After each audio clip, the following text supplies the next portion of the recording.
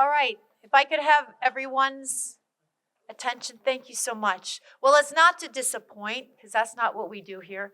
We continue our excellent and robust series of presenters for seminars now with Charles Chiu, who is at the University of California, San Francisco. And the title of his presentation this afternoon is In-Flight Metagenomic Monitoring of Infections and Associated Host Responses in Astronauts. Charles. Thank you. Yeah, I'd just like to start by thanking NASA, JSE, and Nature for sponsoring this conference. I've actually learned more than for over the morning than I've learned over the entire course of a national conference. So it's fantastic to hear about all the amazing work being done. I'm going to talk about this project that has been sponsored by the Translational Research Institute for Space Health, or TRISH, as well as by NASA. And as you can see here, we have many NASA collaborators as well for this project. But before I actually talk about the project, let me give you some context as to what led towards the goals for this project. So my laboratory is very interested in doing precision diagnosis of infectious diseases. And the general idea is that this is sort of fits with the idea of precision medicine, where the idea is we want to basically develop diagnostics by which we can then inform kind of appropriate or customized treatments for patients. And for infections, traditionally it's been identifying what's causing the infection. But it turns out that this has been very, very difficult. In a clinical microbiology laboratory such as mine at UCSF, what we've been doing is we apply traditional tests. As infectious disease physicians, what we do is when we see a patient, we have a differential diagnosis of what are the top possibilities, the most likely possibilities of what's causing this patient's infection. We then send off a series of tests. So this is a very serial method of diagnosing, but this is essentially the gold standard of how physicians diagnose disease. And then usually it's the principle is one bug, one test. So for instance, if we want to diagnose influenza pneumonia, we would get a nasal swab and run an influenza PCR test. Or if we are interested in perhaps like a bacterial cause, we would successfully culture an organism from culture and then be able to identify it using either biochemically or using a MALDI instrument. What I want to do is I want to consider the possibility of, and my lab's been involved in this, is developing metagenomic next-generation sequencing itself as a test. And it does have many benefits. So the idea behind metagenomic NGS or MNGS is that you could basically take any clinical sample and simply sequence all of the DNA and RNA in that clinical sample. And in principle, if DNA or RNA from the organism that's causing the disease is present in that sample, you could, in principle, be able to detect all of the organisms that cause infectious diseases, with the exception of prions, which are protein-based. But there should be no reason why a single test we can't detect, for instance, all viruses, all bacteria, all fungi, and all parasites. I'm sorry? Oh, no, sorry, we're sequencing the RNA and the DNA. So we're converting the RNA to cDNA, or we're doing direct RNA sequencing. Well, yeah, but you could say they're genomes, I guess. Yeah, also, I guess you're right. If you're thinking about metagenomics as just DNA metagenomics, yes, yeah. Okay. So the idea here is that if you couple it with bioinformatics, you'll get a clinical diagnosis. That square used to be called like microbiological diagnosis, in that you do a microorganism identification. What we've found more recently is that we can leverage kind of the host response side. So we can actually get a clinical diagnosis based on both the detection of the pathogen and potentially doing transcriptomics to get an idea of the host response. But ultimately, the goal would be to sort of replace, or at least to supplement, your clinical laboratory with a single test that can provide cost-effective and actionable treatment, information that could guide clinicians, and can also result in lower healthcare costs and improve patient outcomes. What makes this different from other clinical sequencing efforts in other fields like cancer or NIPT, non-invasive prenatal testing, is that the turnaround time is of paramount importance, because our focus is on acutely ill hospitalized patients. And so you really want to test where you can get results within, say, hours rather than days. Unfortunately, we're not there yet. The current assay that we have has a laboratory turnaround time of about 48 to 72 hours, and that's in large part because it's run on a Illumina instrument. I'll go into that a little later.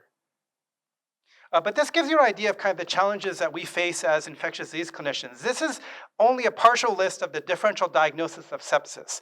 So I see a patient presenting with, say, signs and symptoms of severe inflammatory response syndrome, or SIRS, and they may meet SIRS criteria. You suspect that they may have sepsis. But you can see sepsis can be caused by a wide variety of bacterial, viral, fungal, parasitic, even non-infectious causes, what's known as pseudosepsis clinically. In the past, or what we traditionally do, is we kind of do all of these considerations, and we basically have to send off a single test for each of these potential causes. On average, I can tell you that our patients in the intensive care unit, they may get anywhere from 30 to 50 microbiological tests done to identify the cause of their acute illness. And I should also mention that even after extensive diagnostic testing, we are only able to diagnose about 50% of neurological infections in hospitalized patients. We're only able to diagnose about 25% of bloodstream infections, and then respiratory infections is sort of intermediate. About 40% of respiratory infections do not get a diagnosis, and this is despite extensive testing done in hospitals. So these are kind of the clinical tests that we do in microbiology, summarized here. You have kind of direct detection methods, culture, DFA, direct antigen detection, as well as nucleic acid testing. Hallmark is PCR. And then you also have kind of these new indirect methods. Well, some of them are new. Serology is well known, looking for a host antibody response to an infection. And more recently, there has been some attempt to use host response biomarkers, usually derived from RNA-Seq data or transcriptomics. There are now some sepsis panels that have been that are in the process of FDA approval or being implemented, for instance, to distinguish between bacterial and viral infection. Okay, so just keep in mind, these are the clinical diagnostic tests. I have a slide later. So we recently published, actually just 2 weeks ago, a paper in the New England Journal of Medicine, where we wanted to evaluate kind of the clinical utility of metagenomic sequencing head-to-head against conventional clinical testing, all of those microbiological tests, as well as other tests for non-infectious causes, in a patient cohort prospectively for diagnosing meningitis, encephalitis, neurological infections from spinal fluid. This is a summary of the study. I'm not going to go over the entire study in detail in the interest of time, but this was a one-year study. We recruited 8 hospitals, mostly in California. This was sponsored by the California Initiative to Advance Precision Medicine. We enrolled a total of 204 patients, consented them to have a clinical chart review as well as collection of their spinal fluid. This was done at the same time as enrollment. All of the conventional clinical testing was done, but we also did metagenomic sequencing in a clinical laboratory. So we had already validated this as a clinical test. It's actually now being offered as a reference test at UCSF. So any hospital in the United States or even outside the United States can actually send their sample in for clinical metagenomic testing of spinal fluid. Importantly, we also implemented this concept of a precision medicine board or clinical microbial sequencing board. This is modeled after a tumor board. And the general idea is that the information is provided in real time to the ordering clinician, and we can sort of discuss the sequencing results in clinical context. In addition, because of the parameters of the study, we were able to, for instance, communicate additional information, like information about host response, microbiome. We could report like some cases of antibiotic resistance. We detect antibiotic resistance genes. We were also able to report results that were formally negative by the test, but we did detect a few reads to the organism. There was one case of Mycobacterium TB that was actually missed. It was missed by the test. It was negative by the test and was reported as negative. But when we actually spoke with the clinician, we said we did detect 2 reads to MTB in the data, so maybe you should go ahead and send off a confirmatory test. This was a culture negative case. They ended up sending off a PCR, and it turned out to be positive. So this is where the results of the test, even though they're negative, helped to inform another test that made the diagnosis. I should also mention that this was a very sick patient population. 50% of the patients were in the intensive care unit. 50% of them were immunocompromised. We also tended to get the last resort cases. So we're not getting cases of patients that are coming in kind of the first day or two with meningitis. We're actually getting patients who have already been in the hospital, on average in the hospital for 5 to 7 days. Before they were sent for or enrolled for this type of testing. But even looking at this cohort of patients who are sick cohort and with unknown diagnosis, we were able to identify additional infections. So among the 58 infections that were finally diagnosed in this patient population, 13 of them actually required the test, meaning that the metagenomic sequencing test made the diagnosis, and of which about 8 of the cases, the result was clinically actionable. So to give you an idea of like one case, it was a case of a patient who had an hepatitis E meningoencephalitis that was undiagnosed. She actually presented with liver inflammation and meningitis, eventually developed overt liver failure, was placed on the liver transplant list. So she could have gotten imminently a liver transplant. She was actually scheduled to actually get one the following week, but we got a result here, and it turned out to be hepatitis E, which is actually treatable with an antiviral called ribavirin. She ended up getting ribavirin and did not need to get the liver transplant as a result of making the diagnosis. I should also point out that we have a set of clinical false negatives, and what I define as false negatives are simply cases of documented infection that were negative by the test. And they fell in 3 categories. One was a category where the diagnosis was only made by serology. A good example of that are 2 cases of West Nile virus. Now, West Nile virus is actually difficult to diagnose with PCR, because usually by the time these patients present with West Nile virus meningoencephalitis in the hospital, you can't detect the RNA, the viral RNA in spinal fluid. IgM antibody testing is actually the test of choice. So we had 2 cases that were antibody positive, PCR negative, and as you might expect, the sequencing was negative as well because it was nucleic acid. We had cases that were diagnosed, but they were diagnosed in samples other than spinal fluid. For the most part, those were brain biopsy samples, where all testing of the spinal fluid was negative, but testing of the tissue, the brain biopsy, was positive. When we actually went to those 7 cases and actually tested the brain biopsy by sequencing in a research lab, they were all positive. So it basically suggests that simply the wrong sample type was being analyzed. And then finally, you have this very interesting case, and these are what I consider kind of true false negatives, where simply the test missed the diagnosis. Even though there was nucleic acid, at least by PCR, in these samples, inevitably all of those samples were culture negative. Some of them ended up being PCR positive. But in all of the 6 cases that were bacterial and fungal infections, in all 6 cases, we did detect reads to the organism. So in principle, the metagenomic sequencing test did detect the organism, but it was unable to be reported as positive. So the MTB example that I just described to you is an example of that. Okay, I want to also kind of highlight kind of the broad utility of the test. So, and I think this is of special importance because like in the spaceflight environment, you're not going to have the resources, or you'll probably never have the resources of a micro lab where you have like many different tests, many instruments available. This gives you an idea of all of the positives that we were able to identify using the single test. And it pretty much spans the spectrum of pathogens. So we have fungi, bacteria, viruses, parasites. We diagnosed like Androstrongus cantonensis, which is the rat lungworm, and it was actually a couple from Maui. They went on honeymoon in Maui. They were basically picking up fruits from the ground and eating it, which I don't recommend, basically, especially on your honeymoon. Both the husband and wife came in on the same day to UCSF, and I actually saw the NGS results. They were also processed in parallel. I actually thought it was a cross-contamination because it's such a rare organism. I later on found out that those were actually 2 cases. They were both diagnosed with Androstrongus cantonensis, or the rat lungworm.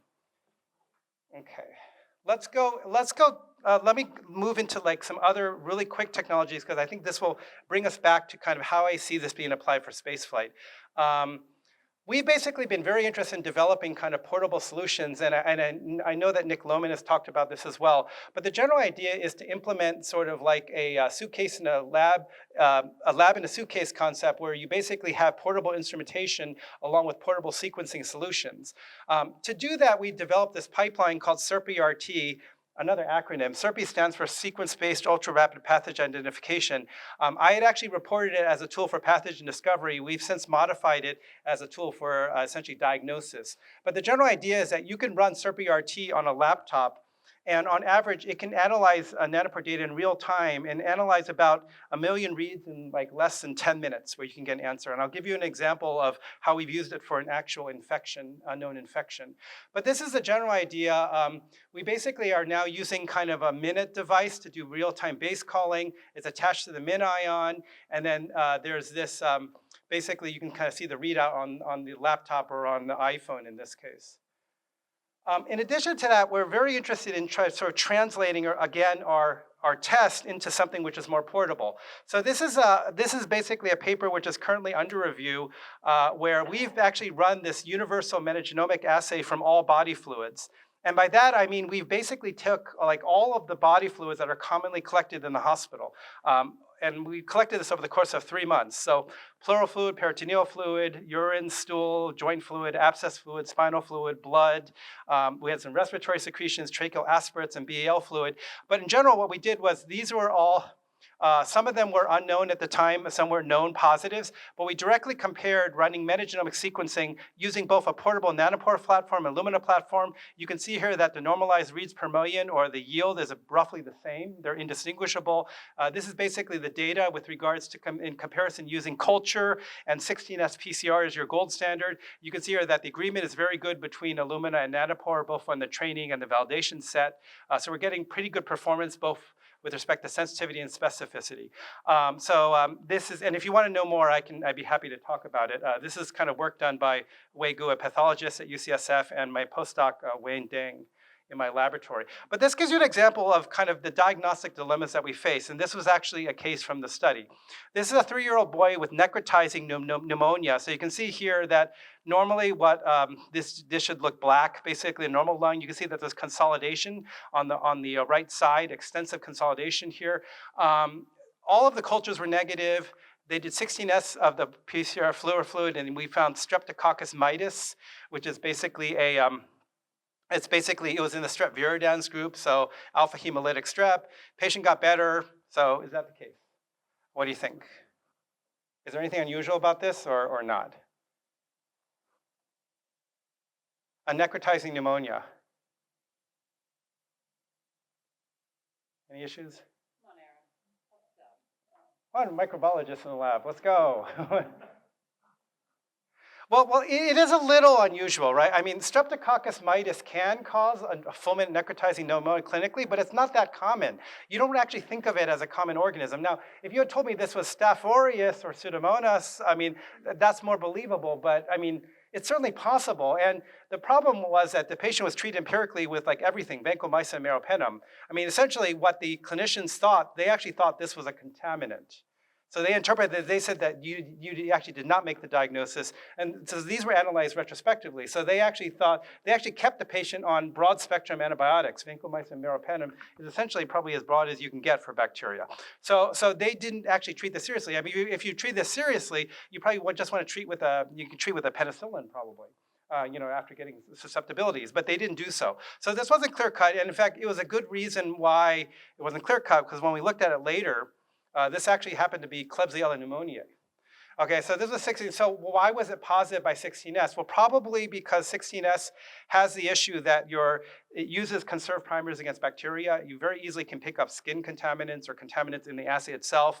We actually obtained a clear signature. This is a reads per million of 204. Our cutoff is 10 for this assay. So you can see here that this is a clear positive. Now, you might say, I don't believe you. How do I know the strep pneumo is right? Well, it happened that we also sequenced it on the Nanopore, so this is on the Nanopore instrument. But we also had what I call contralateral confirmation, which is great.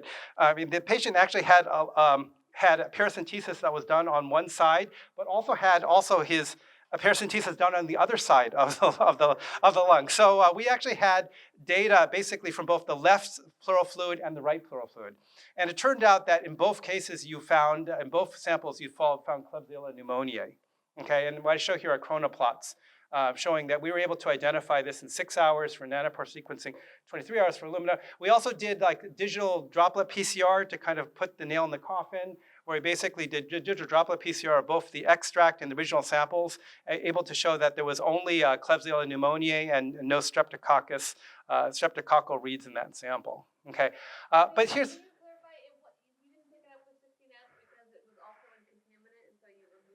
Well, we didn't pick a, no, they didn't pick up 16. So 16S we send out. We have it done by a clinical lab, either the Mayo Clinic or University of Washington. So their result was, it was positive for Streptococcus mitis. Now, I don't know exactly why it was positive. There could have been some reasons. One might have been that it got contaminated sometime in transit. Another possibility is, maybe the sample that was done was contaminated during the process. Maybe they couldn't interpret it because sometimes they have what are called as multiple templates on the 16S, where they have to then do like deep sequencing to sort of resolve that. So maybe they weren't able to resolve it, but that was sort of their official result. Yeah. So I can't really say too much more about why they got that answer because we didn't run that test. Yeah. But I think it just sort of highlights why the existing tests, and these are state-of-the-art tests. I mean, we actually don't send off 16S routinely. It's a pretty expensive test. It's $1,200 to send off, basically. So we don't send off routinely on every patient. Yeah, but if it's clinically needed in the right patient, it can make a. If you have a patient that's culture negative, that's still in the hospital, languishing in the hospital, we will send it off. Yeah. $1,200 is ridiculous. I mean, the cost of doing it in our lab is about 12. Well, they're charging us $1,200 basically. So that's it. Well, I can tell you the reason. Like first, oh yeah, it's USD. It's USD. I can tell you that our metagenomic test we charge $2,200 for it. Basically, have the CSF metagenomic test. We charge $2,200 for it. Now you might ask, like, does it cost $200? The actual cost of it, if you just go by reagents and labor costs, I actually calculate is $400. You get the average 4 to 5 times multiplier, which is done for all clinical tests, and that's because of the issues of we have to maintain the test. We have to maintain it has to be a lockdown protocol. We have to do lot control. We have QC. All of that adds into the cost of the test. And then you have kind of the profit motive, meaning that, it basically just ends up being that expensive. But I know. yeah. Well, yeah, but I don't want to get into a healthcare. I don't want to get to a cost of healthcare discussion here. Okay, let's focus on vacancy. But what's really interesting is that this gives you another example of how we can leverage the data. When we actually looked at the sample, the way Gu did this is that we could actually do, because we do genomic sequencing, we can actually look for what's called copy number variance or variation. This has been a thought. The idea is that you can detect kind of gross chromosomal aberrations or basically, or that may be hallmark of malignancy. It has been described in use in non-invasive prenatal testing. There's actually some clinical tests that have been developed for this. When we actually look at this patient actually had monosomy 7 that was identified. So this is directly from the pleural fluid where we can actually diagnose a leukemia. Just by looking at the same metagenomic data that we're using to identify Klebsiella pneumoniae, well, we can look at the genomic part and now we can actually diagnose the disease. This is not a novel finding because this patient was known to have AML, but we had another case, which I won't go over, of a patient who had culture negative Haemophilus influenza pneumonia, where she actually had also a chromosomal copy number variant, and we were able to diagnose her leukemia prior to the actual clinical diagnosis by cytogenetics. So it gives you an idea of where we can do like secondary analysis. Now, we don't really know how to treat this like from an ethical perspective in terms of whether or not a patient wants to know or is consented to know to do this type of analysis. But I just want to highlight it as a way that you can do secondary analyses that you get from sequencing data. And then similarly, another type of secondary analysis, I know I don't have a lot of time, is RNA-Seq. So we're interested in looking at host responses. And the way to do this is you develop a model. We now have lots of data from spinal fluid from different positive samples, both infectious and non-infectious. We can develop training and test sets and be able to generate models that can help predict infection. So this gives you an idea where we identified 72 gene panel using kind of RNA-Seq analysis, incidental RNA-Seq analysis of the metagenomic test by which we can separate bacteria and viruses. So, and if you look at kind of the actual host response pathways that are differentially expressed, they're very consistent. Viral genome replication on this end, interferon gamma production, and then kind of bacterial responses and chemokine production and chemotaxis and neutrophil chemotaxis on the bacterial side. But you can see here that now we have a model which at least initially has about 100% accuracy in distinguishing bacterial versus viral infection. So what we're hoping to give as a usefulness to guide clinicians is, in addition to finding a virus, saying this is a case of Powassan virus, tick-borne encephalitis virus from spinal fluid, we can actually provide a probability score as to what is the likelihood that this is a viral versus bacterial infection. Of note, the model itself did not have any Powassan virus examples in it. So we were actually using a training model that didn't have this virus, and yet there's enough that's similar among viral infections, at least within the span explored by the model, that we were able to predict it as a viral infection by running this model.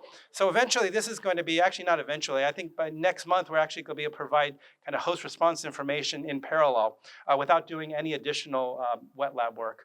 This is another example. It says Nocardia farcinica, which is a bacterial infection causing nocardiosis in this patient, where you can see that the probability of bacterial infection is 84%. What I'm most interested, of course, are in examples where the metagenomic testing is negative, where we can see this probability score. So we actually tested this on, I don't have an example here, on the 2 cases that were West Nile virus antibody positive, PCR negative. They all have very strong viral signatures. What was the cutoff? What's your cutoff for confidence? That's a good question. Statistically, it's based on the model. So we can do it statistically. Now, we are basically, it turned out to be 60% in one direction. So if it's, say, between 40 and 60%, it's judged indeterminate, basically. So that's a cutoff we would use. Now, in practice, what we would probably have to do is look at many of these samples and empirically generate a cutoff that would kind of, we would want to probably minimize kind of false positives. So we would probably want to make it a little more stringent, basically, than that. Okay, so now let's talk about how this would apply to, say, the space environment. So this is basically taken directly from our grant. Our initial 2 years was to develop a protocol to actually do nanopore sequencing from clinical environmental samples. The idea is actually to be able to test user-friendly software so that it can all be done on a laptop. And then finally, we wanted to benchmark it on Earth using clinical samples and standardized controls, many of them taken from this clinical metagenomic sequencing assay that I just described. So our plans initially were to actually look at all these sample types. In the end, we actually narrowed this down to really whole blood, plasma, and stool swabs. But the general idea is that we want to use a universal protocol by which we could actually go from sample to library, which is a very challenging step. We originally proposed to do this on the Voltrax, but we also want to translate some work on the mini PCR, so it could be done manually. There have been some issues with the Voltrax. And then similarly, we wanted to have an automated protocol to do this kind of analysis. So this is what we have. There's an updated, this is by my NASA Ames collaborators, headed in the lab of Dr. Eduardo Amada. But the general idea here is that we have basically a commercial off-the-shelf reagents using an updated sample preparation module. The SPM was actually run by Kate Rubens, so they were able to show that you were able to do PCR, amplification, molecular biology in space. This is kind of an extraction model which implements RNA or DNA extraction, bead beading, DNA treatment, graphene bead, ethanol-free RNA isolation. We've shown that this works with whole blood and it works with stool. So it works with clinical samples, and we're able to get kind of fairly robust results. And also, this is very rapid. It's about maybe about 15 minutes to go through the whole procedure for extraction. And then this gives you some of the data in terms of the work. This is shared to me by Cassandra from Eduardo's lab, but it gives you some of the work we did to sort of separate, to avoid using magnetic beads, for instance. So we're using kind of filter beads, builds for filtering, and we're also using kind of different combinations of either PEG, PG, or isopropanol. Okay.